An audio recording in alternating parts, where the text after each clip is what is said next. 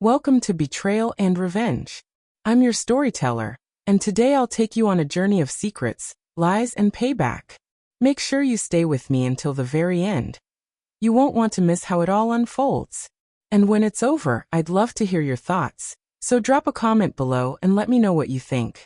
The house smelled like overcooked beef and passive aggression. It was one of those long, unspoken traditions. Sunday dinner at my parents' house. Same roast. Same dry red wine. Same chairs assigned since childhood. Even though I was now 33 and had paid off a Manhattan condo before my younger brother managed to renew his driver's license. The table stretched the length of the dining room like a courtroom. My mother at one end, lips pursed, eyes already scanning for something to criticize. My father opposite her, half watching the news on mute while pretending to listen. And then there was everyone else, my siblings and their spouses, all comfortably wrapped in the kind of suburban mediocrity they confused with success. And me, still single, still working too much, still not really part of the family, as my sister Amanda had whispered not so quietly at the last Christmas brunch. They never asked much about my job, mostly because they didn't understand it. Consultant was too vague. Strategy lead at a global investment firm sounded too far from their world of regional managers and PDA fundraisers. And God forbid I explain I'd just closed a negotiation deal that saved $1 billion merger.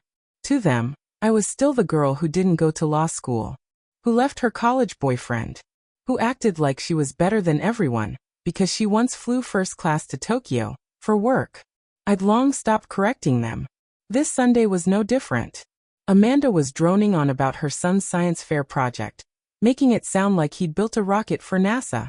Brian, my younger brother, was 2 beers in and complaining about gas prices as if the world revolved around his commute. Their spouses chuckled and nodded and filled their wine glasses to the brim without making eye contact with me. I just cut my roast and smiled. And then came the remark. "So, Olivia," my father said, pausing as if remembering I was there. "Still chasing whatever that is you do? Or have you finally decided to settle down?" The room went quiet. Amanda snorted. Maybe she's holding out for a billionaire. Or a miracle. Laughter. Light. Cool. Familiar. I took a sip of water and said nothing. "You know," my mother added, swirling her wine, "it's not too late to come work at the firm with your father. Secretary position opened up. You'd get benefits. And family dinners might feel a little less awkward." She smiled sweetly, like she was offering a gift, like she hadn't just implied I was unemployable. "I appreciate the offer," I said calmly. "But I'm good." "Of course you are," Amanda muttered. I felt it then, the familiar weight settling on my shoulders. The unspoken judgment. The years of subtle jabs and micro-humiliations. The tone that said, "We don't understand you, so we'll diminish you until you fit into something we can mock." I could have fought back. I could have told them I had more liquid assets than all of them combined. That I owned not just 1 property, but 3. That I'd been invited to speak at the World Economic Summit in Zurich last year, and sat 2 seats away from a head of state. But I didn't. Because none of it would matter to them. They didn't need facts. They needed someone to look down on. And I was the only one in the room who refused to play by their script. So I stayed silent. For now. Dinner dragged on.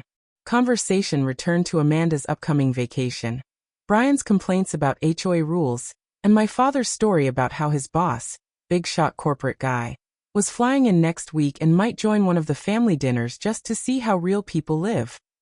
I caught that detail. Stored it. By dessert, I was invisible again. Just the single woman. Just the cold roast on her plate. Just the background noise to a family that had already decided her value. But what none of them realized, what they couldn't possibly fathom, was that the world they thought they understood was smaller than the one I actually worked in. And the man my father casually referred to as the boss? I knew him. Not vaguely. Not in passing. We had shared a 5-hour strategy call 3 days ago. He didn't just know me. He respected me. He called me ma'am. And next week, at that very table, the script would finally break.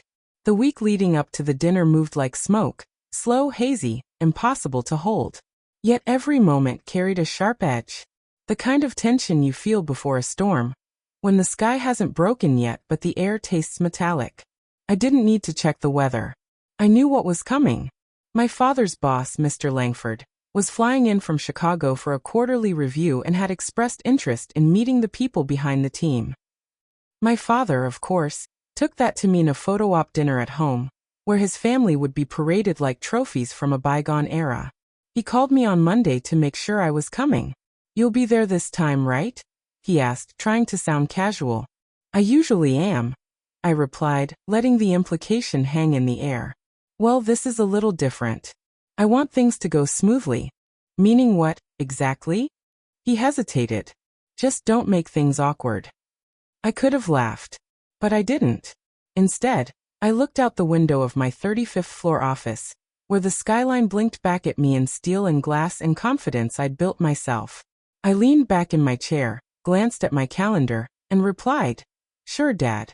I'll behave." He had no idea. For the rest of the week, I moved in two worlds. In one, I was Olivia Sharp, Senior Strategy Director, whispering into the ears of executives twice my age, closing deals that changed the structure of international companies. In the other, I was Livy, the family disappointment, the spinster, the woman who never quite fit. No one at home knew what I actually did. Not really. And they never asked. To them, my title sounded like fluff, corporate nonsense, as Brian once said, grinning as he scrolled TikTok in my parents' basement. Amanda liked to tell people I worked in marketing or something. My mother once introduced me to a neighbor as between jobs, because I worked remotely. It wasn't just ignorance. It was deliberate. They needed me small. Easier to mock than to admire. Safer to belittle than to accept as someone who had not only survived without their approval, but had thrived. I remembered birthdays forgotten. Achievements brushed off. The time Amanda announced her engagement at my graduation dinner, and no one noticed I left early. The way Brian laughed when I said I bought my first apartment and asked if it was with Monopoly money. But this week, things were different. This week, they couldn't stop what was coming. Because Mr. Langford didn't just know me. He respected me. And I hadn't told a soul. No warnings. No build-up. No whispered secrets to prepare them. Because the power in revelation is in who gets blindsided. I booked a subtle car service, not a limo. I picked out a dress that whispered elegance, not screamed wealth. Simple diamond studs. Minimal makeup. Just enough of a statement to force them to look again, and realize they never truly saw me at all. Melissa, my assistant, texted me Wednesday night. "Langford confirmed he'll be there. 7 sharp. Wants to see you before anyone else. You want me to forward his PA your dad's address?" I smiled at the screen. No. Let him call me ma'am in front of them. It wasn't petty. It was poetic. Because my whole life, I had been the one expected to shrink. To swallow pride for peace. To smile through dismissal. Not anymore. This dinner would be my mirror. My theater. My reckoning. Let them seat me at the far end of the table. Let them ignore me in conversation. Let them make one more joke at my expense. Because this time, someone with power would be watching. And he'd already seen who I really was.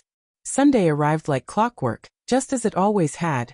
With the slow unraveling of late afternoon sunlight spilling across manicured lawns and the scent of reheated gravy wafting through old drapes.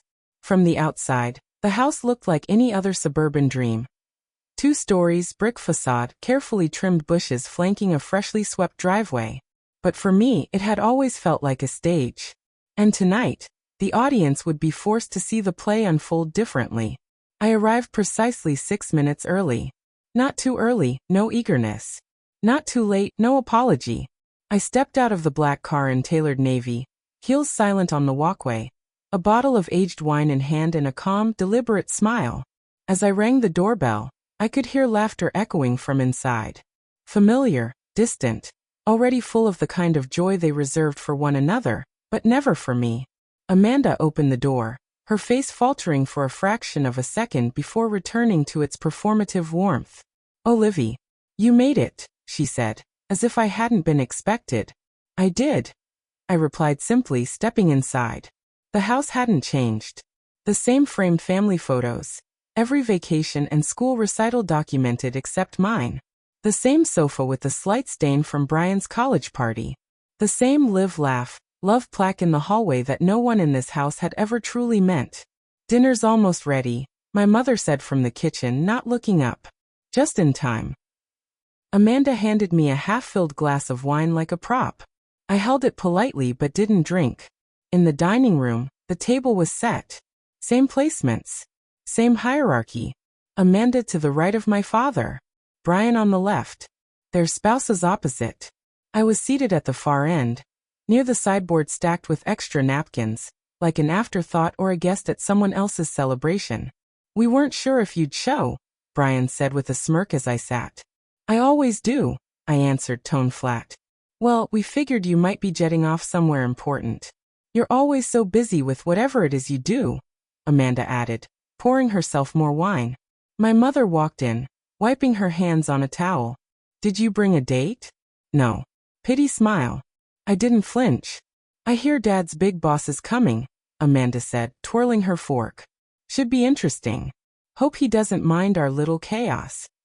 My father chuckled, puffing his chest. Langford's an old-school guy. Likes things simple. Good food, good conversation, nothing too flashy. Oh, then Livy will be right at home, Brian quipped. Unless he wants to hear about mergers and acquisitions, or whatever fake job title she's using these days. Laughter. Louder this time. My father didn't correct him. I met their eyes. One by one. There was no malice behind their words. That would have been easier. No, this was indifference. The kind that slices deeper. They didn't mock me because they hated me. They mocked me because they believed, truly believed, that I was less. And I realized in that moment that I wasn't angry. I was ready. They had built their world so carefully, so tightly around a narrative in which I was the anomaly, the outlier, the irrelevant background noise. And it had worked for years. Because I had let it. Because I hadn't fought to be understood. I had simply kept building my life elsewhere, brick by golden brick, quietly accumulating strength while they played at superiority. But tonight wasn't about screaming that truth. It was about letting them discover it. Publicly. Visibly. With no script to defend them. I heard the knock at the front door. 3 sharp raps. Punctual. Deliberate. My father stood immediately, wiping his hands on his napkin, smoothing his collar like a child about to recite lines at a school recital.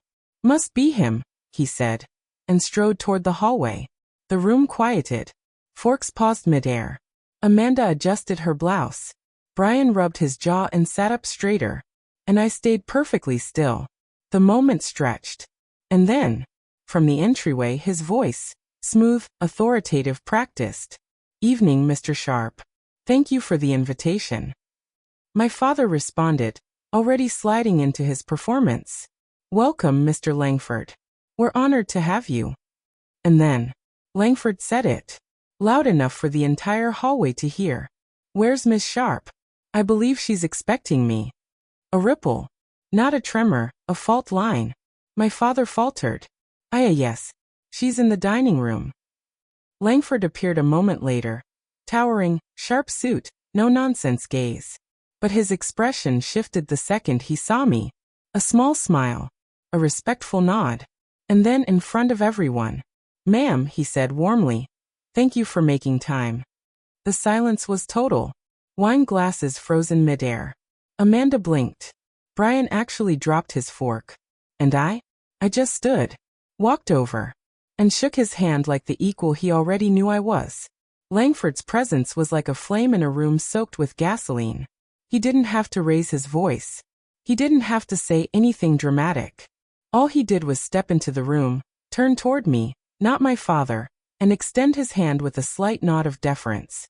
Ma'am, he said again as if sealing the moment. It's been a pleasure working with you this quarter. I heard Amanda's breath catch in her throat. My mother blinked. Brian squinted, as if trying to calculate whether he'd misheard or misunderstood something. Because in their world, no one addressed me like that. No one acknowledged me as a peer, let alone with the kind of tone reserved for someone important, someone who mattered. But Langford wasn't guessing. He knew who I was. We had worked together for over a year now. on high-stakes transitions, on multinational partnerships, on shareholder realignments that made men like my father sweat through their button-downs. And now, face to face with the family that had written me off as just Olivia, he treated me as if I were the only one in the room. My father recovered quickly, clearing his throat with forced brightness. "Well, please come sit, Mr. Langford. We're so glad you could join us for a casual dinner." Langford smiled politely but didn't move right away. He turned to me. "I hope this isn't too informal for you," he said. "If I'd known this was your family, I'd have worn the tux." Chuckles rippled through the room, but they were stiff, hesitant. Amanda's eyes snapped to mine, trying to process what she'd just heard. "You two know each other?" she asked, voice pinched. Langford raised an eyebrow. "Know her? I report to her team quarterly." He turned to my father. "Did you not mention that your daughter leads strategy oversight on the Western account?" My father blinked. His face drained just slightly of color. "I must have forgotten," he mumbled. Langford gave a small, bemused chuckle and finally took his seat, right next to me. I sat down slowly, smoothing my napkin into my lap as the weight of their stunned silence pressed down from all sides. For the next several minutes, the room tried desperately to return to normal. Amanda launched into an overly enthusiastic question about the weather in Chicago. Brian cracked a limp joke about traffic. My mother, red-cheeked and clearly unsettled, asked Langford how he liked the roast. But Langford? He kept turning back to me. Not performatively. Not to make a point. Just naturally. Like we were colleagues. Partners. Equals. He asked for my opinion on an upcoming tax policy shift. He referenced a report I'd written last month on capital restructuring. He laughed, genuinely, when I made a dry comment about a stalled board meeting we'd both attended. Each exchange was another tiny cut in the family's illusion of hierarchy. Each nod of acknowledgement from this powerful man chipped away at their belief that I was less. That I was background. That I was nothing. At one point, Amanda leaned in. "So you two work together?" Like, directly. Langford didn't even look up from his fork. "If I want to keep my job, yes." Silence again. And then I saw it. Brian pulling out his phone under the table, no doubt Googling me, scrolling LinkedIn, trying to find proof that the sister he'd mocked at every birthday dinner had been building something far beyond his comprehension. I didn't stop him. Let him read. Let them all read. Because for years, they'd refused to see me. They clung to the version of me that made them feel better about themselves. And now, that version was dead. Not because I changed, but because I finally stopped hiding. The longer dinner went on, the more the room warped around him. Around me. What had begun as a traditional family gathering, with its predictable rhythms and invisible walls, was now something else entirely. A reckoning, wrapped in linen napkins and served with side dishes. Langford had a quiet dominance about him. He wasn't loud, didn't need to be. Every word he said felt measured, precise, like he'd long since learned how to command attention by doing less, not more. And the most brutal thing?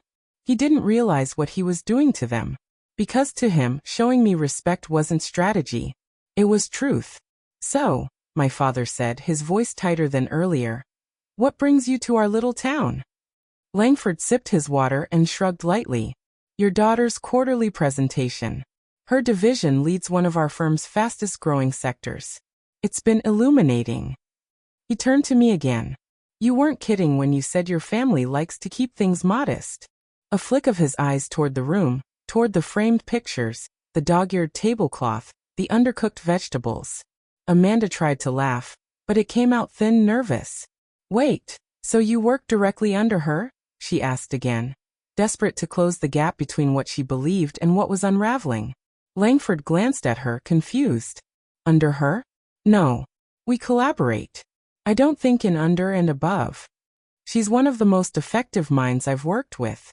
To be frank, if we had more like her, we wouldn't be chasing tailwinds in Q3. Another fork dropped.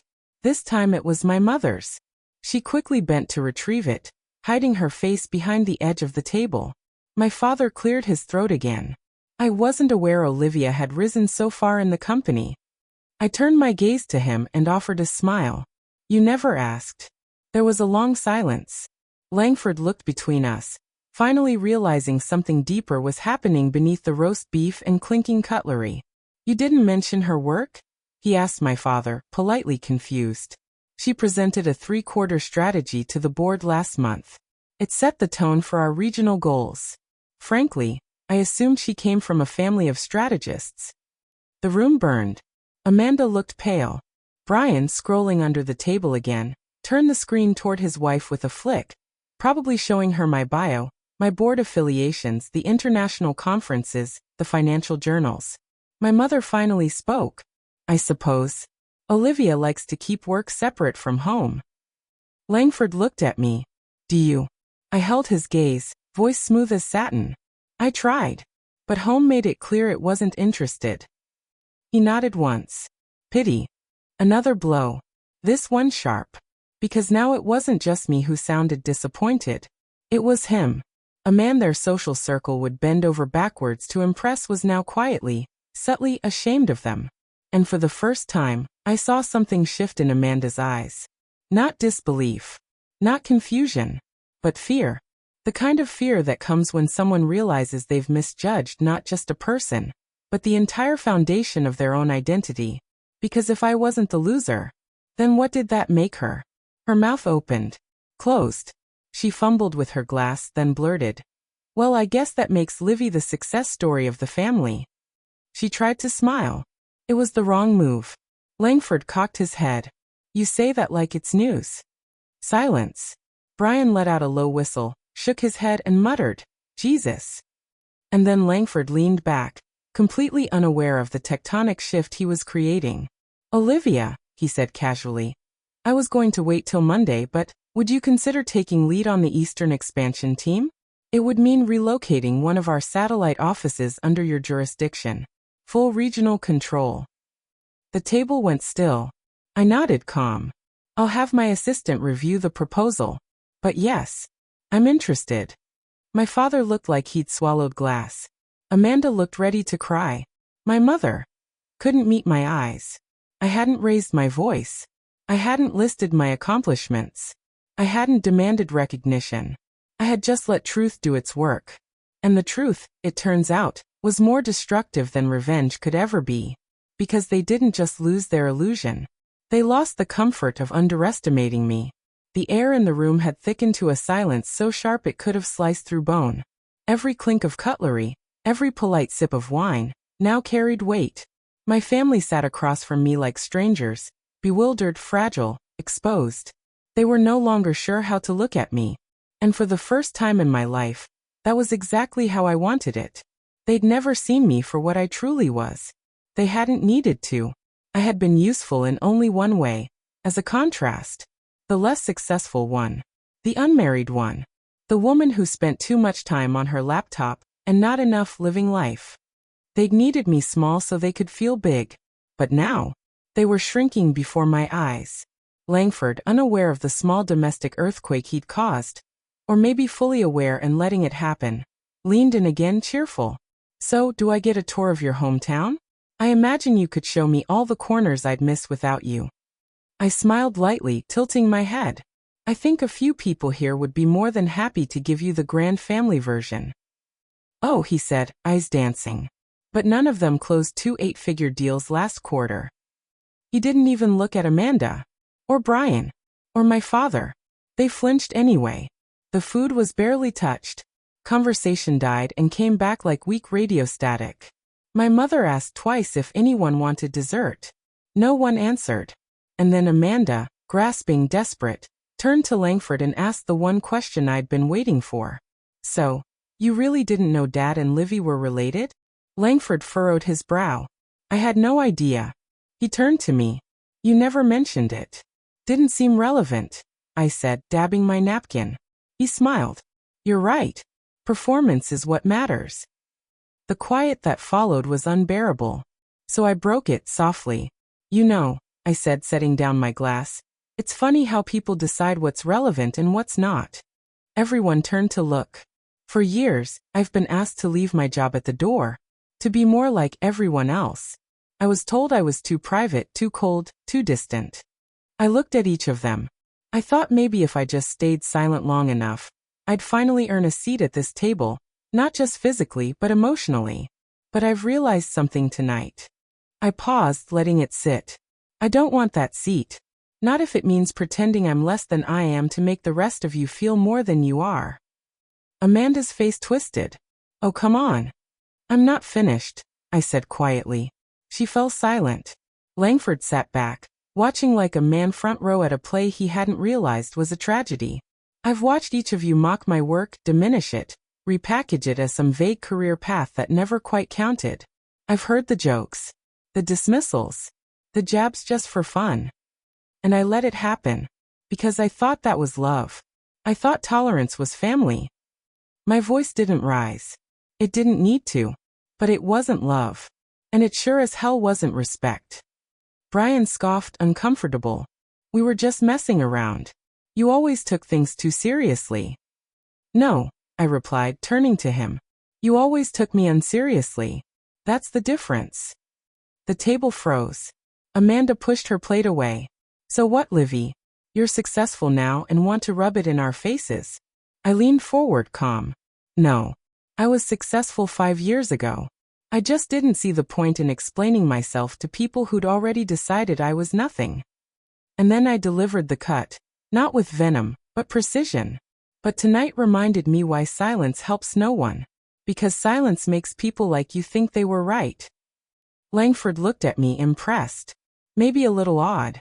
Amanda blinked fast, lips pressed tight.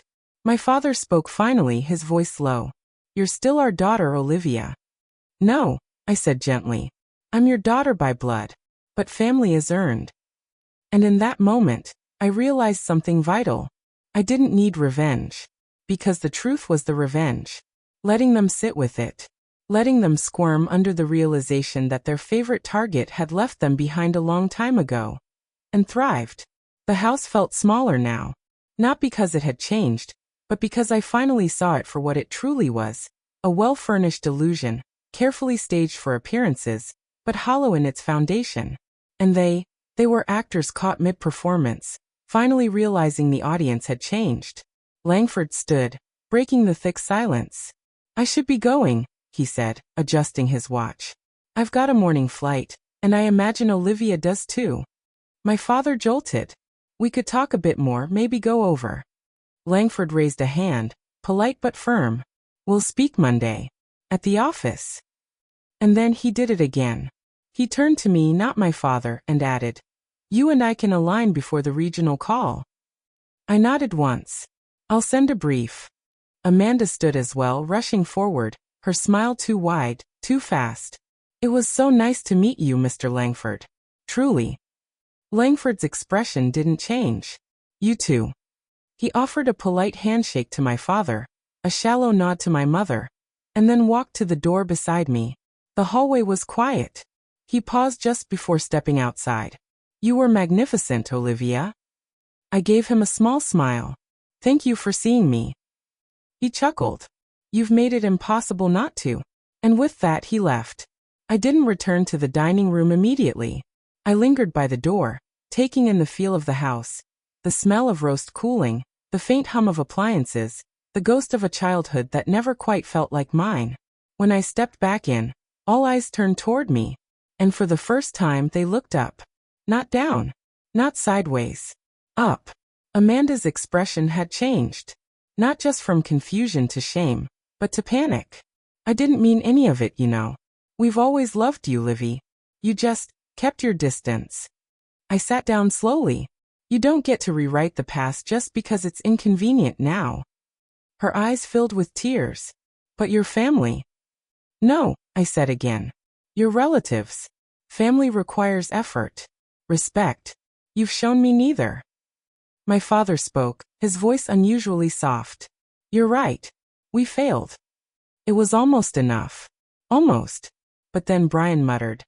This is just because some guy called you ma'am. And that broke whatever patience I had left. I stood. Calmly. Collected. I've spent the last decade helping rebuild companies you wouldn't be allowed to enter without security clearance. I've sat at tables where billion-dollar decisions hinged on my slide deck. I've had CEOs rephrase policies because I found the flaw they missed. And I've done all of that while being treated in this house like a misfired cannonball. I stepped forward slow.